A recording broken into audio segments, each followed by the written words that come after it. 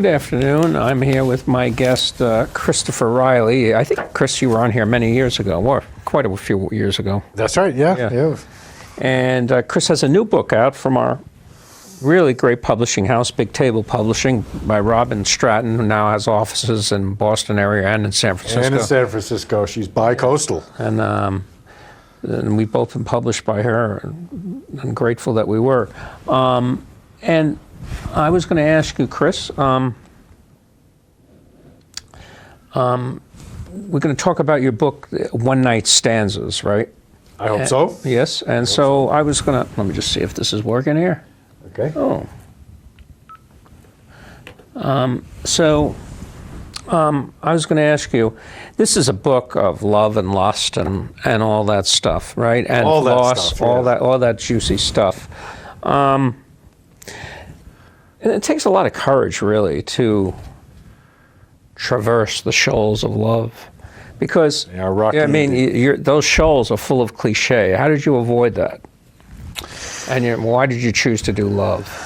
Love is, done so much. It is. First I wanted to step back from the negativity, from the politics, from the protest poetry, from the angry stuff. I wanted to do something a little nicer, a little more pleasant to deal with, to be around.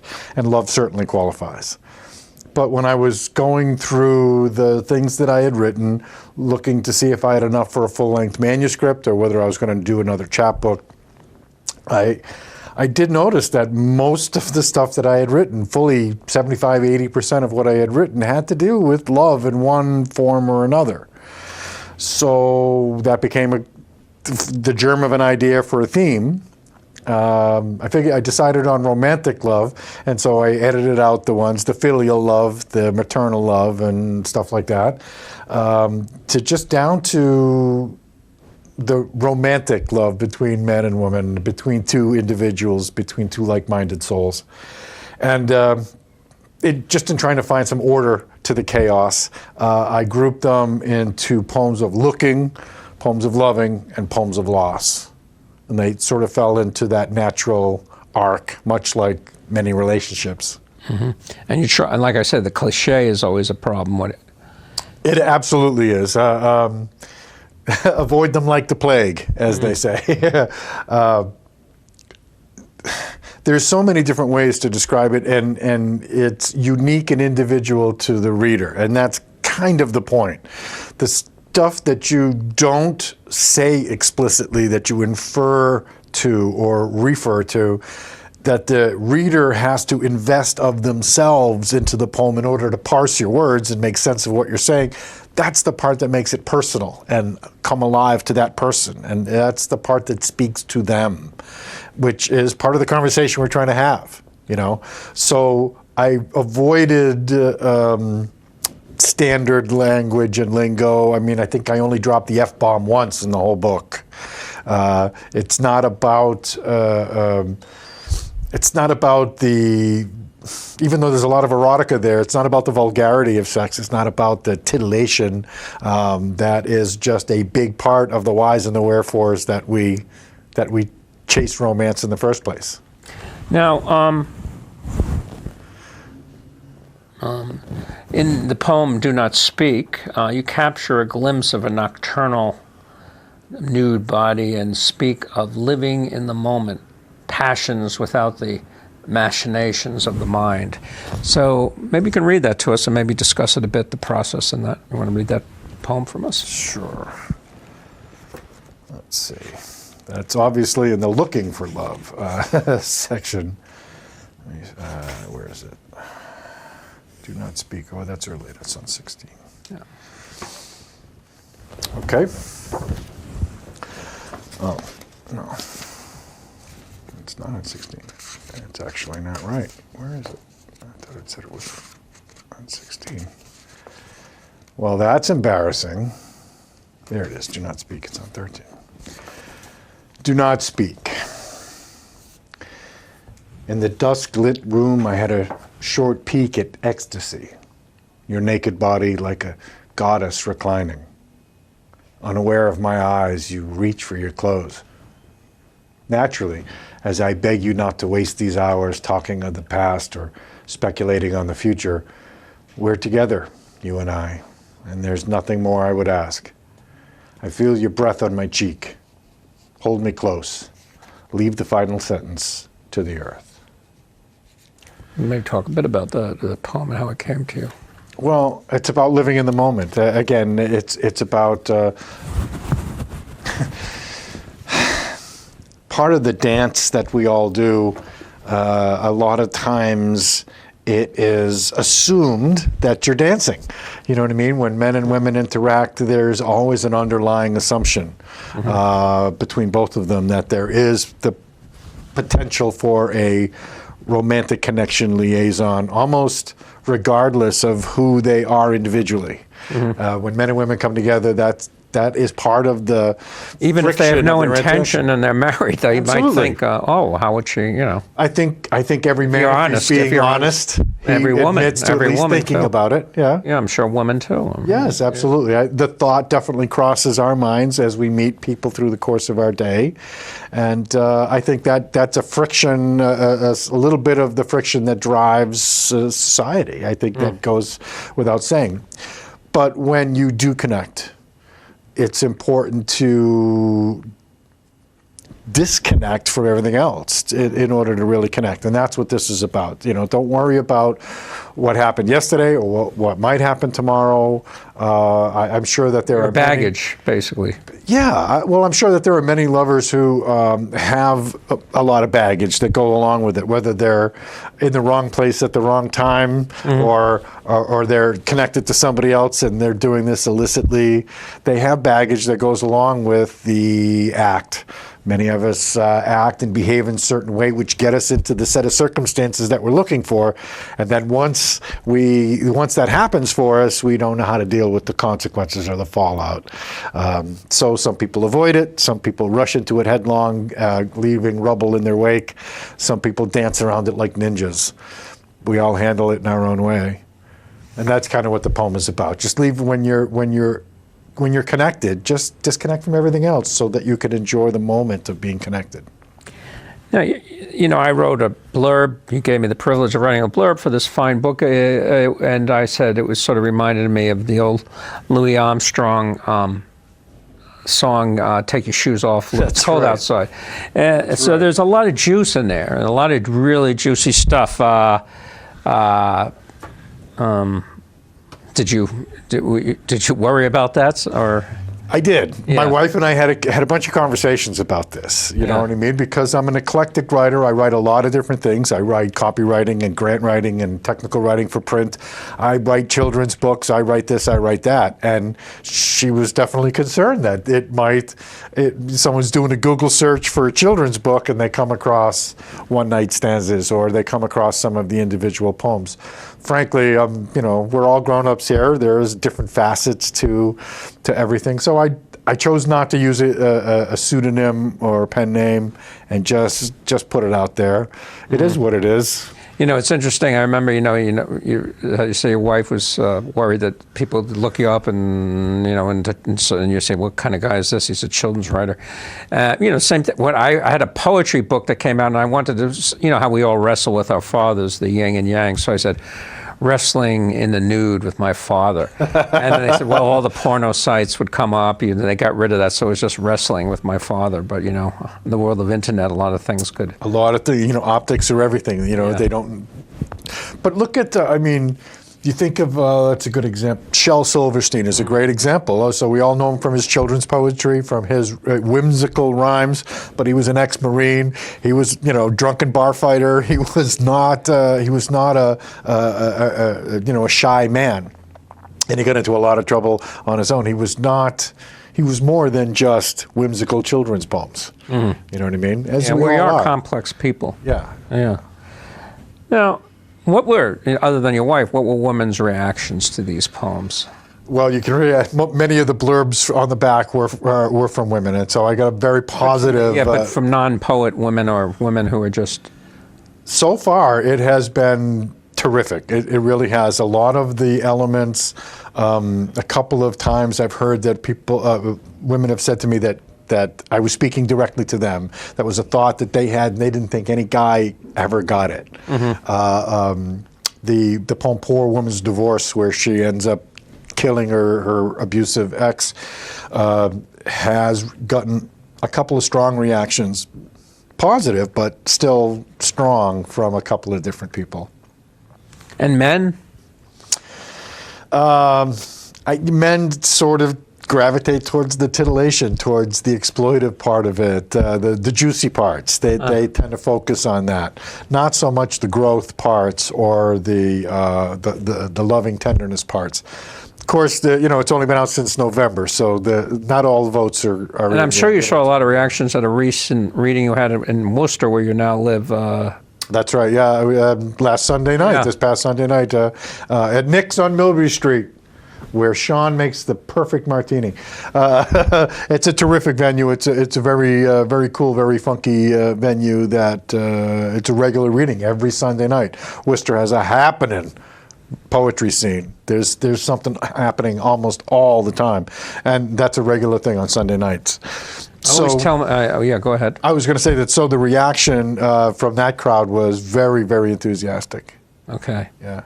Now, I was going to say, I always tell my students, engage the senses, and that's very evident in your work. You sort of get the taste, the smell, the sound, and everything. You pay attention to that. I try. I certainly do try. I think you can get more with less. As I said, the part that the person has to invest of themselves to make sense of the words, the more personal it's going to be. I think it was Stephen King who said, "Don't tell me about the murder. Show me the tricycle in the driveway." You know what I mean? Show me that last lonely, forlorn, the plastic cup floating in the river going down, right, to evoke that kind of stuff. I definitely think that is better. There's more poetry in those words than in sing song and rhyme and stuff. Although I do like rhyme. There's still lots of rhyme in the book. Okay. Any formal rhyme, or just internal rhyme, or just? There's formal. There's a couple of formal.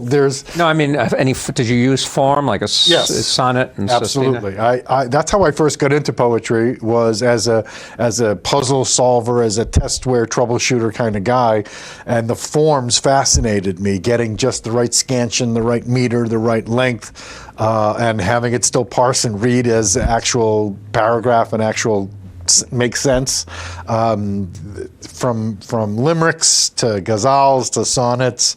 I've tried them all. And which you prefer, free verse or form? I definitely like the word wrestling of forms, getting just the right word in just the right place, to paraphrase. That's kind of your sensibility, yeah.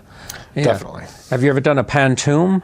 I have. Yeah, I just had a Dennis Daly. You know Dennis Daly? I don't know the name. I don't think I could pick him out of a lineup, though. Yeah. He wrote a book, Pantoums, and I had him lecture, and we talked about that particular form of repeating lines, and it's interesting. I hang around a lot of writers' workshop groups and online bulletin boards and forums and stuff, and I take prompts. I eat them like gumdrops. Let me try this. Let me turn a shopping list into a poem. I have done poetic obituaries. The hardest poem I ever wrote was a 6-stanza poem, 11 lines per stanza, and each stanza only used a single vowel. The first stanza was just A's. Second stanza was just right?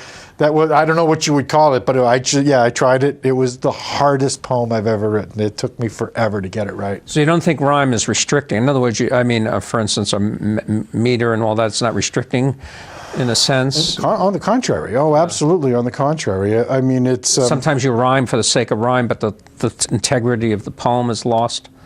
Well, my publisher and I have had this argument quite a bit, over the value of rhyming poetry, what she calls light verse, and she is of the opinion that it can't handle weighty subjects, and I totally disagree. So I've written rhyming poems about cancer victims and atrocities just to show that it can be done. Did you convince her? I think she enjoys the argument too much to let it ever end, truly. But I will say that I am fortunate enough to be the only person to have 2 rhyming poems in the Boston Literary Magazine. All right. Yeah, right. She runs that. And she runs that, right. So they don't, she doesn't have rhyming poetry. They have to No, be but she's pretty good. open to things. If it's good, it's good. Yeah, she's great like that, yes. Now, you write about loss as well as love. And is loss harder to write about than love, you think? Or is it equally? I don't think so. I think we all feel it. I think that it's inevitable. I have a quote here in the beginning of the loss section from Marcel Proust, who said, "Desire makes everything blossom. Possession makes everything wither and fade."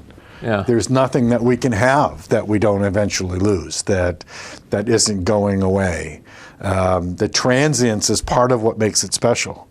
That's what makes death makes life special. Absolutely, right? yeah, exactly. It's the flimsy nature of it, and even if you live it to its length, that's 10 decades or so. Have you really lived it to its width as well? Have you squeezed every last drop out of it that you can? I hope so. Love is one way to do that. Now, how would you, if you, let's say, I imagine you're in your late 50s and things like that. If you were a young man, do you think you would have written these poems differently? Well, many of the poems came from experiences as a much younger man when I was playing the field, when I was... But did you write them when you were a young man? No, I came to poetry So you're writing them late. with the perspective of an older man? Yes, I came to poetry late. I was an illustrator and as an artist, and then I was blocked, and I couldn't do that, so I turned to poetry as a creative outlet, and turned out... So how would you write it? You write them now as an old man. How do you think you might write them as a young man?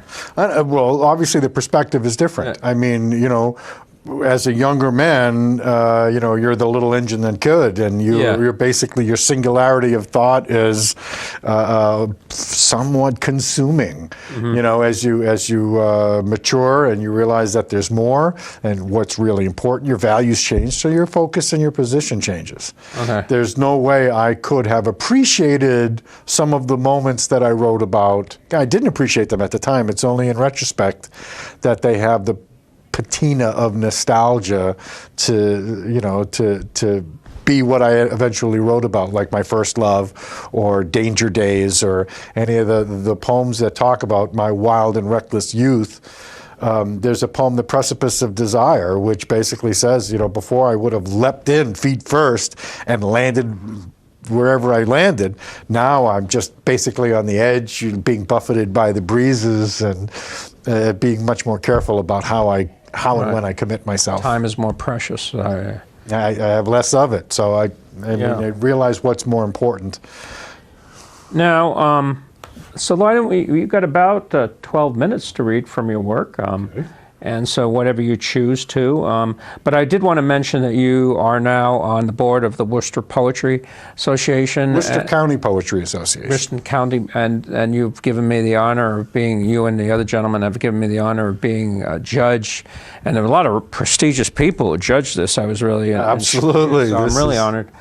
And you are also going to be appearing at the Boston National Poetry Festival. Come see me. Come buy books. In April. So anyway, why don't you read from some of your work? Okay.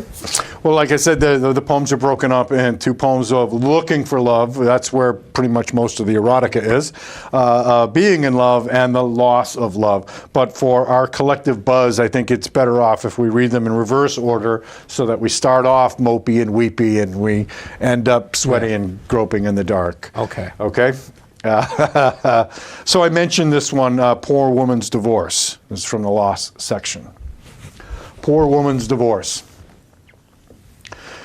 She stood over him as he slept, wondering if he would mind if she crawled inside him, consumed him, became him. No pretense or argument would have stilled her thoughts. No pleading or requests would have stopped her attempts. Warm and alive, she could not touch him, rough and strong. She had to have him. She stood over him, breathing the bitter gun oil. Her hand stroked the barrel like he had stroked himself once. His stillness calmed her, invited her to take him in. She wanted to push herself inside of him the way he had to her. She would give him no choice. the way he had to her. She stood over him as he died, wondering if he would mind if she kept everything he had ever given her, except the name. Let's see. I read this one Sunday night to great acclaim. There's also a poem of loss called I Memorized You. It was my fault. I admit it. I knew that you were not really mine to keep. That's why I kissed you 1,000 extra times and told you it was just my way.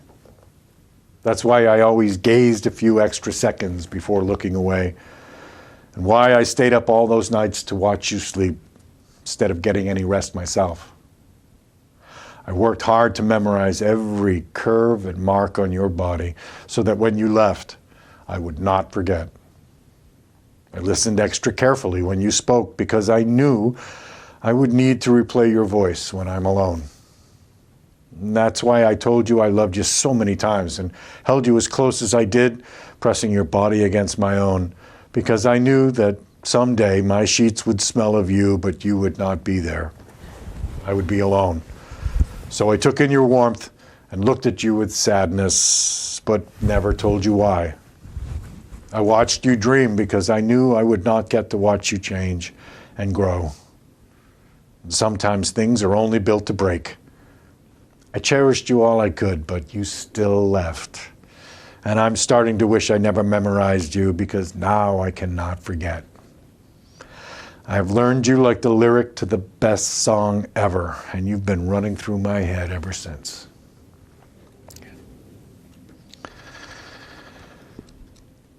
Loss. Loss. All right, now let's move into love. We just had Valentine's Day. Of course, it was February. Right. It's the beginning of March, but February just came by. So I'd like to read this Valentine, one of many that I've written to my beloved. You are my Valentine. This is for your wife. This is for my wife, Susan. Yeah. How is it that I can fall in love with you again, far deeper than ever before, when I thought that I had lost my heart to you once already? How can it be that knowing your strength and those places where you need to be held can bring me to my knees with desire? How is it possible that you know so much about me, the piles of baggage that follow me where I walk, my crimes, my sins, my cracked and sour soul, and yet you still want me to fly, to shine like a new penny, to create and build and put stars in my pockets? How can you hold me high enough to touch heaven?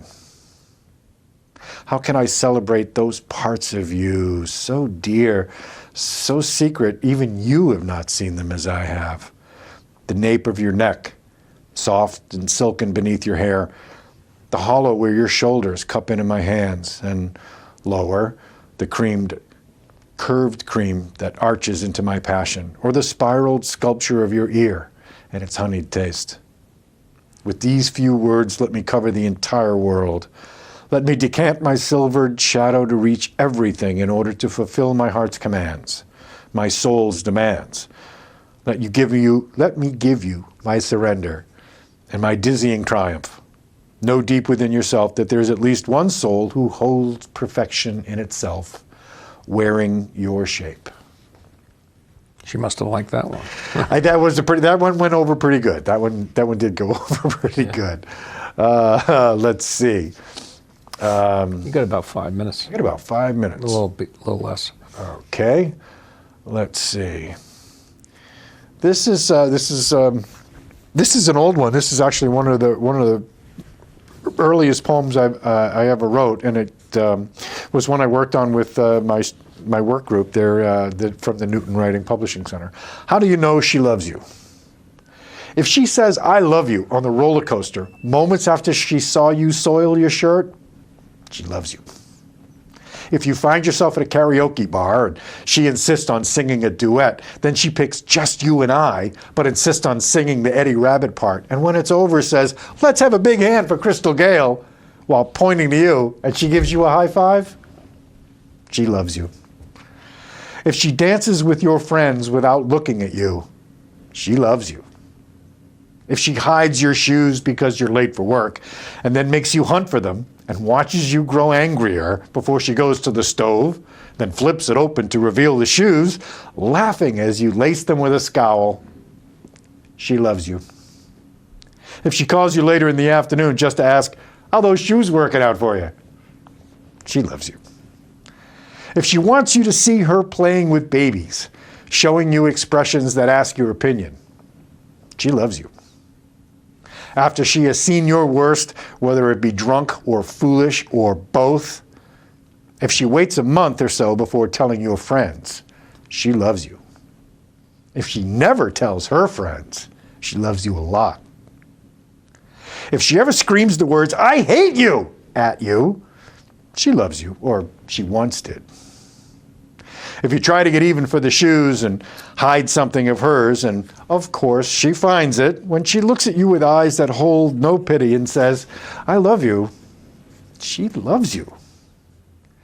If she really loves you, there's no way you could not know.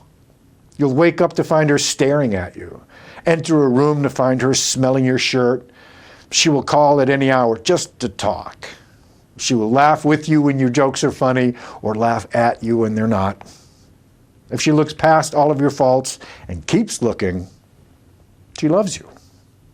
And if she tells you how much she misses her mom or how much she regrets fights with her brother, yeah, she loves you.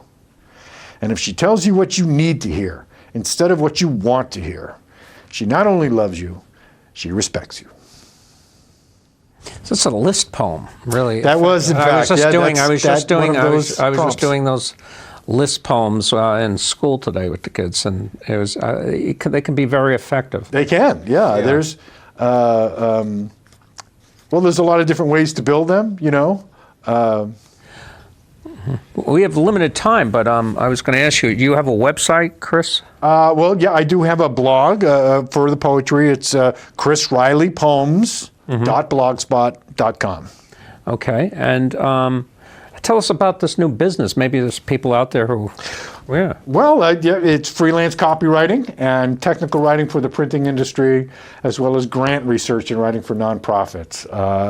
The overall umbrella of the business is called the Bite-Sized Studio, B-Y-T-E, the Bite-Sized Studio, in which, so we do marketing. I do consulting for marketing, clickable paper, as well as multi-touch platform, cross-platform marketing campaigns. It's still writing. It's writing, as well as technical writing for the printing industry for new products and services. Well, you know, Allen Ginsberg was an advertising guy. But anyway, yeah. I want to thank you for joining me on Poet to Poet, Writer, Writer.